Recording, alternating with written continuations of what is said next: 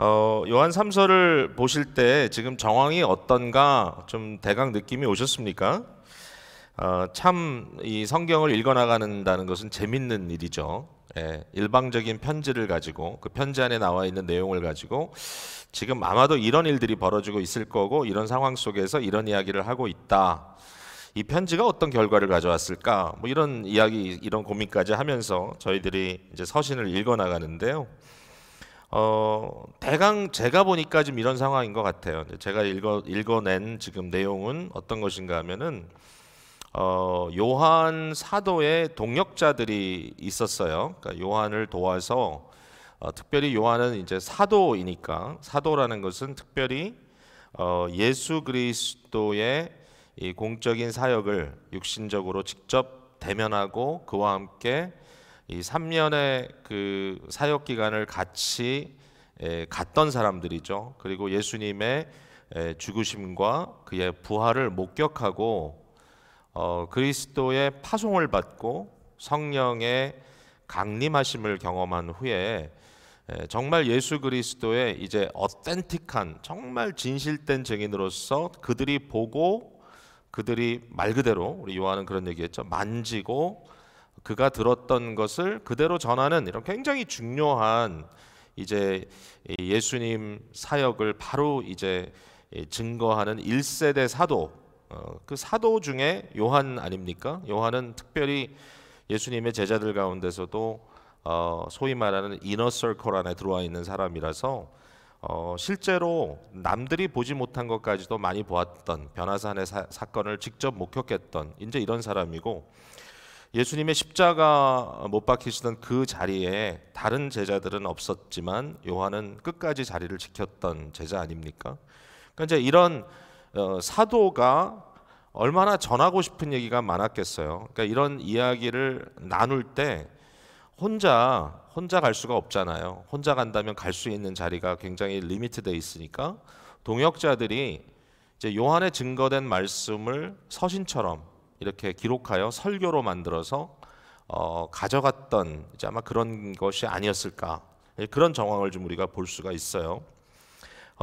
그저 우리가 좀 단순하게 말하자면 요한 1서에 기록된 이 설교의 내용을 누군가 요한의 동역자로서 이것을 가지고 일정한 지역의 교회에 찾아갔었다. 이제 우리가 이렇게 생각할 수 있어요. 그 찾아간 교회의 주요한 리더는 가이오라고 하는 사람입니다. 그죠? 나는 사랑하는 가이오 곧 내가 참으로 사랑하는 자에게 편지한다. 그러니까 실제로 이 가이오라는 인물은 이 요한 사도와 뭔가 이렇게 긴밀한 관계가 있었던 사람이고, 여기 보면 요한은 가이오를 자기의 영적인 아들이라고 이렇게 부르고 있는 것을 보게 돼요. 자, 이제 실제로 제가 좀 전에 말씀드린 대로 요한이 쓴 글을 가져갔다라고 할 때 이런 거예요. 구절을 한번 보시면 내가 두어 자를 교회에 썼다 그랬죠. 내가 두어 자를 교회에 썼다. 교회에 보내기 위해서 두어 자. 이 말은 이제 그냥 그렇게 표현을 한 거죠. 짧게 글을 썼다라는 얘기고, 아마 두어 자에 속하는 내용은 요한 1서 정도의 내용이 아니었을까 이렇게 생각을 하는데, 이제 그것을 들고 다니는 이제 자들이 있었고, 이제 요한은 이 사람들을 그들이라고도 이야기하지만 우리라고 이렇게 얘기를 해요. 그러니까 9절에 보면 나중에 우리가 좀 얘기를 하겠지만 디오드레베라는 자가 우리를 받아들이지 아니했다. 여기 우리를 안 받았다 할 때 여기에 요한이 그 자리에 있었던 건 아닌 것 같아요. 그러니까 요한이 쓴 글을 요한의 동역자들이 가지고 이 교회들로 갔는데, 그 중에 한 곳에서 디오드레베라고 하는 사람이 이렇게 리더 행세를 하면서 그 편지를 받는 것을 거부했다라는 얘기겠죠. 이제 이런 일이 지금 벌어지고 있었는데, 어쨌든 지금 이러한 사역들이 벌어지고 있다. 이런 사역들이 요한의 글을 가지고 교회마다 찾아가는 그러한 요한의 동역자들이 있었다는 것이죠. 아마 이러한 동역자 중에 한 사람이 누군가 하면은 12절에 언급되고 있는 데메트리오라고 생각합니다. 데메드리오. 이 데메드리오를 천거하잖아요, 여기에. 그러니까 데메드리오는 바로 요한의 글을 들고 교회들을 찾아다녔던 사람 중에 하나였을 것이다. 아마 대표적인 인물이었겠죠.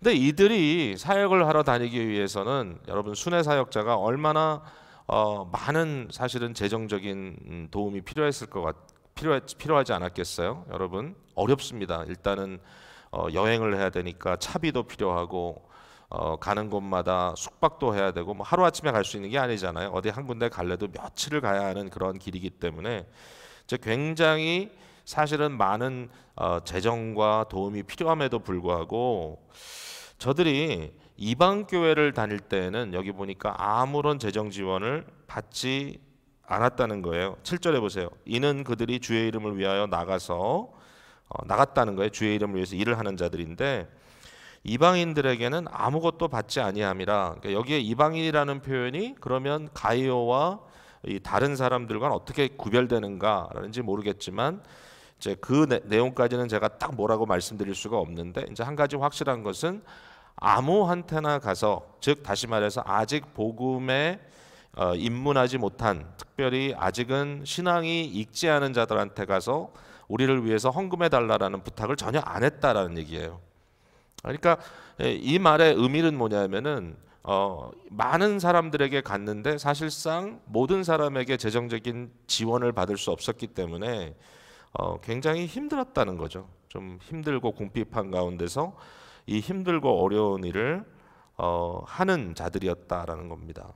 근데 이분들이 요한에게 이제 어떤 이야기를 해줬냐면 가이오한테 갔더니 가이오가 섬기는 가이오와 가이오 교회에 갔더니 너무 큰 사랑으로 우리를 영접해 주더라. 아주 우리를 웰컴했다. 이제 이렇게 얘기를 한 거예요. 그러니까 이 이야기를 전해 들은 이제 요한은 너무 기뻤던 거예요. 너무 기뻤어요. 그래서 이 일에 대해서 특별히 가이오가 요한이 증거하고 있는 진리, 이 진리 그리고 진리를 행함, 즉 사랑, 이 모든 그러니까 요한이 강조했던 그 포인트에 가이오는 상당히 입각하여서 살고 또 본인이 사역하고 있었다라는 것을 발견하게 된 거죠.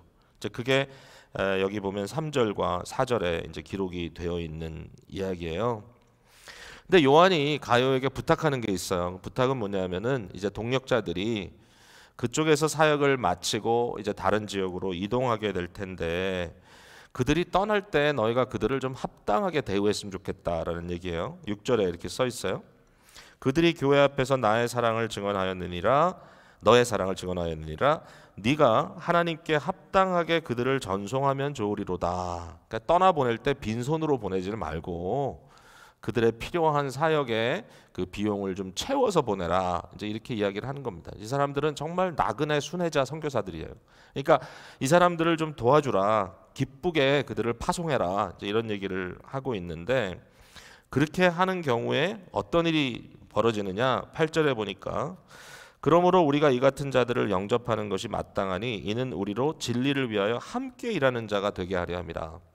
그러니까 여기 이제 우리가 소위 말하는 보내는 선교사, 보냄받은 선교사의 개념이 하나로 이렇게 연결이 되는 거예요. 사실은 주의 복음을 위해서 함께 동역하는 너희들은 진리를 위하여 함께 일하는 것이다. 보내는 자나 보냄을 받는 자나 사실은 동일하게 하나님 앞에서 귀중한 사역자라고 얘기를 하는데 여기에 8절에 우리가 이 같은 자들을 영접하는 것이 마땅하다 할 때 영접이란 말은 이제 우리의 언어로 이것을 이해했을 때는 받아들인다 이런 뜻이잖아요. 영접. 근데 사실은 이 영접이라는 말은 영어로 우리가 표현을 하자면 hospitality, 즉 다시 말해서 필요를 채워준다면 이 얘기입니다. 그러니까 다시 이것은 앞서 이야기한 대로 이들에 대해서 너희들이 재정적으로 지원을 하고 후원을 한다면 너희가 재정을 가지고 그들의 필요를 채워줄 수 있다면 그들의 하는 일에 너희는 함께 동역하는 그런 자로 인정받을 것이다. 이제 이렇게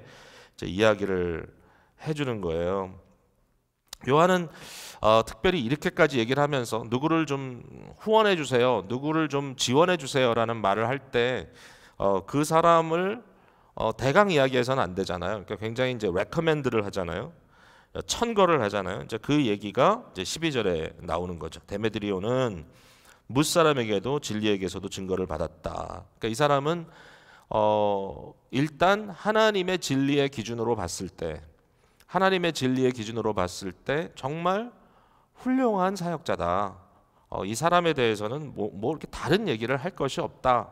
뿐만 아니라 그냥 어떤 원칙적인 차원에서 사역을 잘하는 분 이 정도가 아니라 많은 사람들에게 그는 참 좋은 일꾼이라고 하는 증거를 받고 있다. 이렇게 하면서 이렇게 좋은 사역자들이 지금 이렇게 열심히 너무 힘든 가난을 무릅쓰고 사역하고 있는 가운데 있는데 너희가 그냥 좀 이렇게 패시브하게 소극적으로 그들을 격려하지 말고 적극적으로 그들의 사역에 참여했으면 좋겠다라고 요한이 굉장히 이 강력한 이 편지를 사실은 보내고 있는 겁니다. 여러분 참 이거 대단하죠. 그러니까 그 당시에 사도가 하는 일들이 여러 가지가 있었지만 동역자들을 위해서 펀드레이징까지 해야 되는 그러니까 힘든 일을 했어야 되는데 이런 편지가 고스란히 우리에게 이렇게 남겨져 있다는 게 너무 참 재밌기도 하고 감사한 일인 거죠.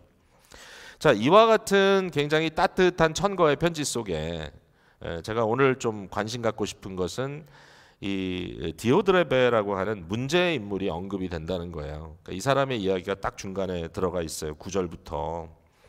그러니까 가이오가 어떠한 리더였다면 아마도 디오드레베도 어떠한 로컬 철치, 가정교회 같은 로컬 철치겠죠. 이 교회의 하나의 리더격의 인물이었던 것 같아요.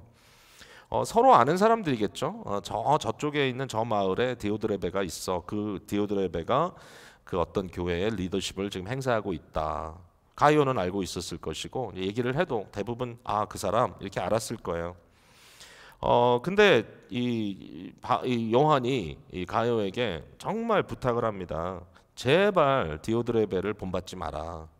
그러니까 디오드레베 같은 그러한 악한 것을 본받지 말고 그러므로 함께 순회 사역하는 이 동역자들을 천시 여기고 그들을 아주 이렇게 나쁘게 대하는 이제 그러한 본을 너희가 절대로 받지 마라. 이 요한이 굉장히 모든 걸 단순화하는 그런 걸 되게 좋아하는 것 같아요. 말을 할 때. 그러니까 이렇게 얘기하잖아요. 선을 행하는 자는 그러니까 정말 동역자들을 향하여서 좋은 삶의 어떤 그런 이 하스피탈리티를 보이는 것은 하나님께 속하였기 때문이고 악을 행하는 자는 하나님을 뵙지 못했다. 보지도 못했다. 이렇게 아주 굉장히 그 상황을 단순화해서 결국은 그런 얘기를 하는 거겠죠. 디오드레베 같은 경우는 뭔가 심각한 영적인 문제를 가지고 있는 사람이니까 절대로 그 사람을 본받지 마라. 너는 순수하게 하나님의 종으로서 동역했으면 좋겠다. 이렇게 이제 요한이 부탁을 하고 있는 겁니다. 디오드레베 얘기를 조금 하겠습니다. 디오드레베가 어떤 사람이었나 몇 가지로 그냥 설명이 되어 있는데 첫 번째는 디오드레베를 얘기할 때 으뜸되기를 좋아하는 디오드레베 이렇게 설명이 되어 있습니다. 9절에 으뜸되기를 좋아하는 디오드레베. 여러분 으뜸이 된다는 것이 그 자체가 나쁜 건가요? 예. 저는 그렇게 볼 수는 없는 것 같아요. 단순히 이제 으뜸이라는 말만 하나 놓고 봤을 때는 일종의 이제 헤드십입니다. 그러니까 어떠한 그 그룹 안에서 리더가 되고자 하는 마음이 있었다. 그러니까 리더가 되고자 한다. 이 자체가 문제인가요? 여러분 그 리더십의 문제가 사실은 심각해요. 그러니까 리더가 어떤 사람이 리더로 세워지는가에 따라서 그 공동체의 어떤 결과가 나타날 거예요. 여러분께 좀 기도를 청할 수 있는 지금 상황인 것 같은데 제가 이번 주일에 사실은 이제 그 아침 예배를 제가 우리 교회에서 인도하고 우리가 함께 동역하는 3일교회 있죠. 중국인 3일교회 특별히 좀 초대를 받았어요. 주일 말씀을 좀 전해 주시고 그 교회에서 그리고 이어서 지금 교회가 굉장히 어려운 크라이시스를 겪고 있기 때문에 그 교회에 있는 그 보드 멤버들하고 한번 컨설테이션을 좀 해주면 좋겠다. 지금 이런 부탁을 해서 가려고 준비하고 있어요. 근데 그 아웃사이드 컨설턴트라고 해야 될까요? 그러니까 교회 밖에 있는 어떤 기관을 초대를 해서 이제 교회를 사회과학적으로 분석을 했더라고요. 네. 그래가지고 이제 서베이를 하고 여러 가지 측정할 수 있는 걸 측정을 해가지고 한 10여 페이지의 리포트를 이제 교회 리더들에게 전달을 했는데 내용이 너무 부정적이에요. 너무 부정적이에요. 야, 정말 중국 교회는 우리랑 다르다 이런 생각이 들기도 하고 왜 이렇게 했을까? 근데 이제 뭐 요즘 일반 이제 회사나 코퍼레이션들이 이제 리더십 크라이시스가 있을 때 많이 할 수 있는 그런 방법이겠죠. 근데 이제 결국 그 내용을 들여다보면 다른 게 아니라 리더들이 총체적으로 실패했다. 리더들이 심각하게 지금 디스펑셔널, 제대로 사역할 수 있는 상황이 아니기 때문에 결국 이제 레코멘데이션은 완전히 새롭게 갈아야 된다. 이런 그 레코멘데이션을 아웃사이드에서 와서 한 거죠. 그거 어떻게 해요?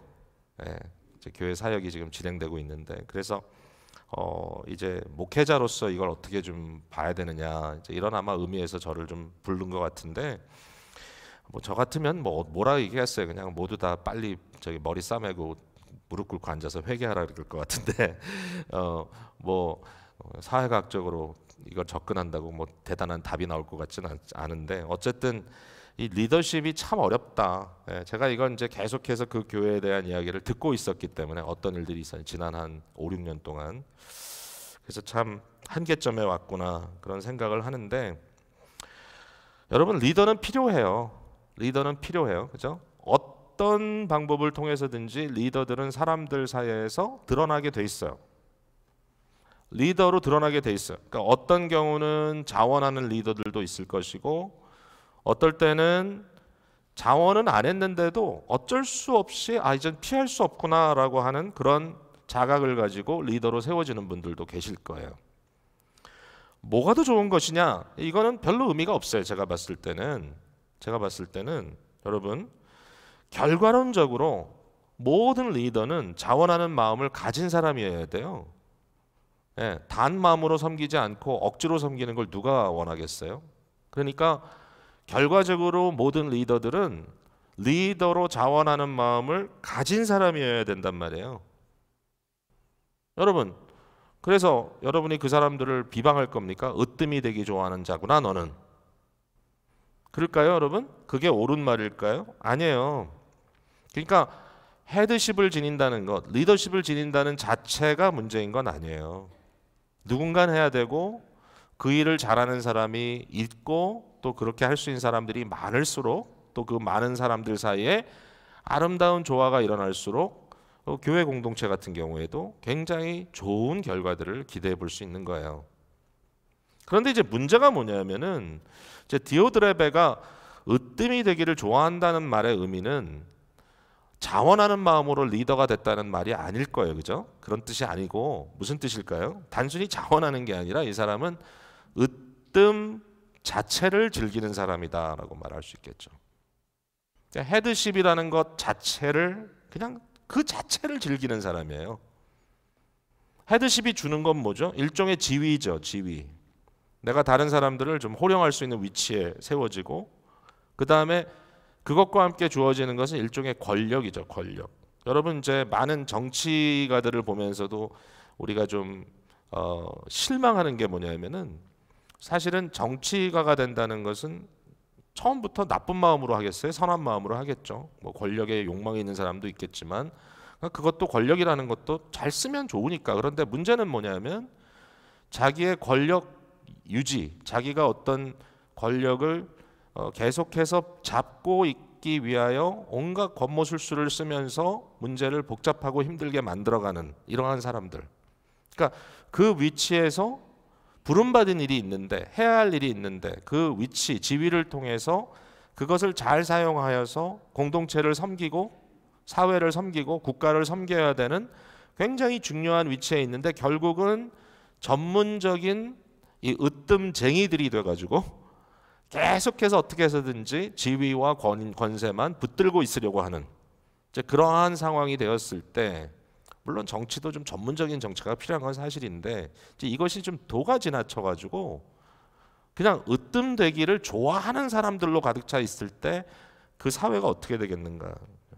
여기 디오드레베라고 하는 사람은 아주 선한 마음, 단 마음으로 내가 리더가 돼서 정말 이 지역 교회를 섬겨야 되겠다라는 그러한 마음이기보다는 어떻게 해서든지 내가 나의 지위와 또 이 사람들을 내가 마음대로 주무를 수 있는 이런 어떤 권력을 가지고 이것을 내가 끝까지 지니고 있어야 되겠다라고 하는 이제 그런 생각을 갖고 있었다라는 거예요.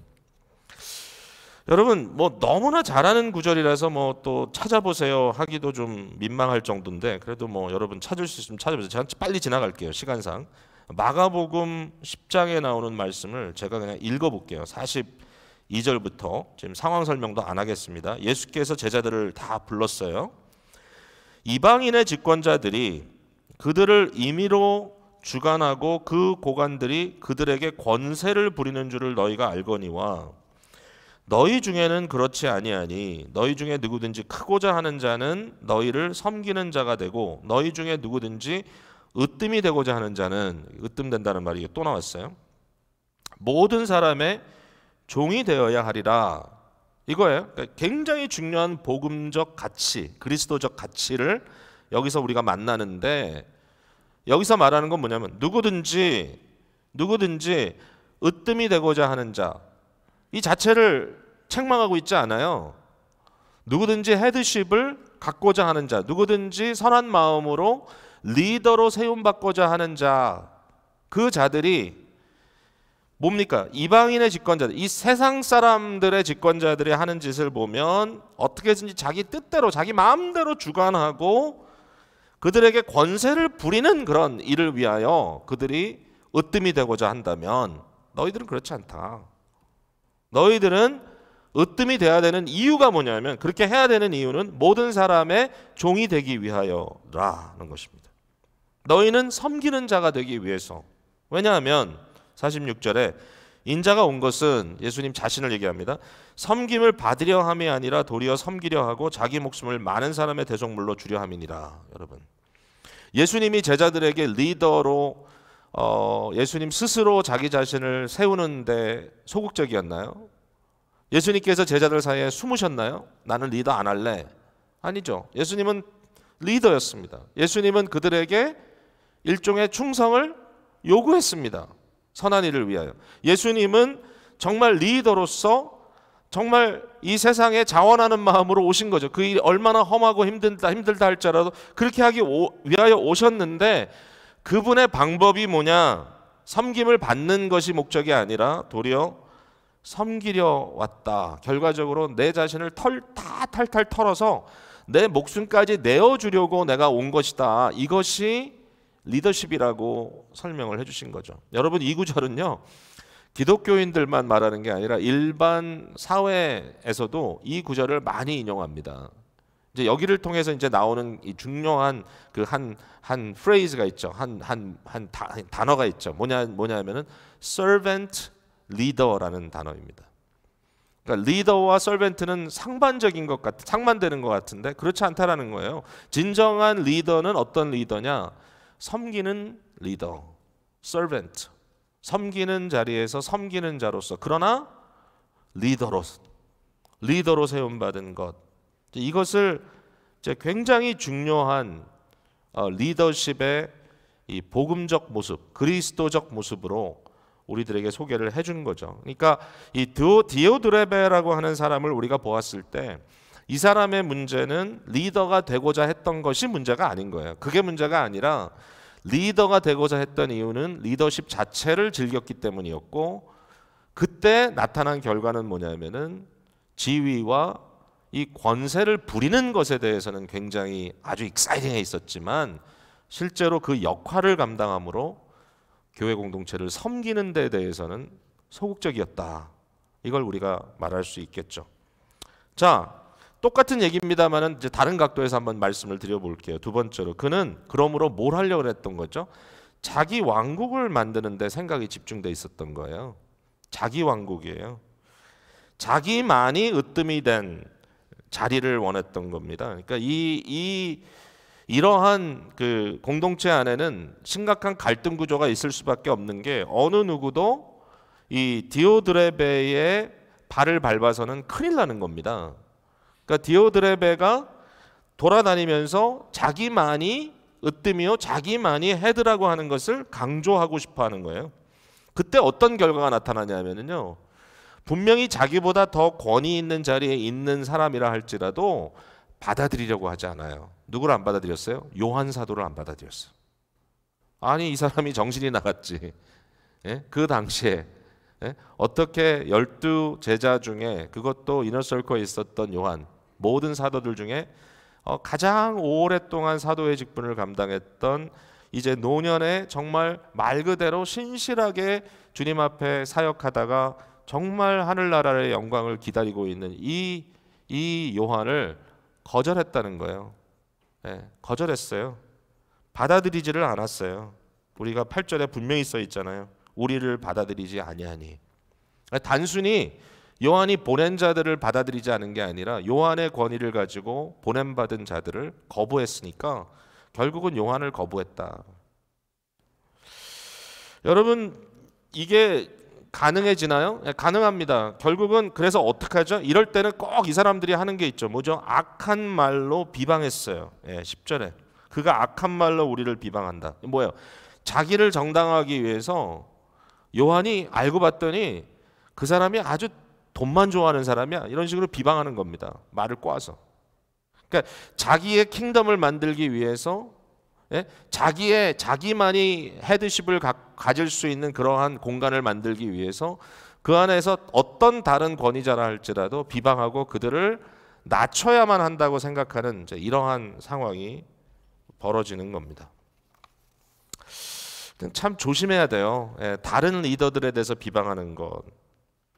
그래서 형제들이 온 것을 받아들이지 않고 또 어떤 문제가 생기죠? 모든 사람이 자기 편인가요? 아니잖아요. 그죠? 어떤 사람들은 그래도 요한인데, 그래도 요한 사도가 보낸 사람들인데 우리가 어떻게 이 사람들을 거부할 수 있어? 라고 그 사람들을 받아들이려고 할 때 어떻게 했죠? 그들을 맞으려고 하는 사람들마저도 교회에서 쫓아내버렸다는 거예요. 즉 다시 말해서 자기 편에 서지 않는 모든 사람들은 교회에서 아예 발을 붙이지 못하도록 쫓아버리는 일을 했다라는 겁니다. 이 사람이 자기만이 으뜸이 되고 자기만이 헤드십을 갖는 자기의 킹덤, 자기의 왕국을 유지하려고 하는 거예요. 여러분, 가끔 이제 이런 사람들이 있죠. 그리고 이게 스케일이 뭐 다르죠. 뭐 어떤 작은 몇십 명밖에 안 되는 공동체도 이런 사람이 있고, 사실 공동체일 수가 없죠. 그런 경우는 어떤 국가의 리더도 이럴 사람일 수가 있고요. 전 세계에 정말 뭐 G1, G2, G3 뭐 어떻게 표현해야 될지 모르지만 정말 대단한 그런 너무나 중요한 자리에 있는 사람인데도 그 사람의 속마음을 들여다보니까 도대체 자기의 권력 욕망 외에는 다른 어떤 원인을 찾을 수 없는 이상한 행동들을 한다. 그랬을 때 여러분 뭐라고 얘기하겠어요? 야, 참 대단한 사람이야. 저 사람은 야, 그래도 저 무시무시해, 대단해.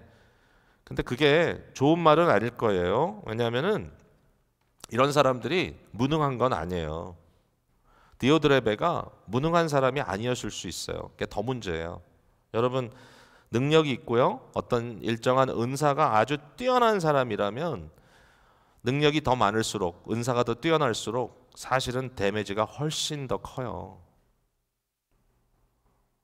그러니 더 문제예요. 더 문제.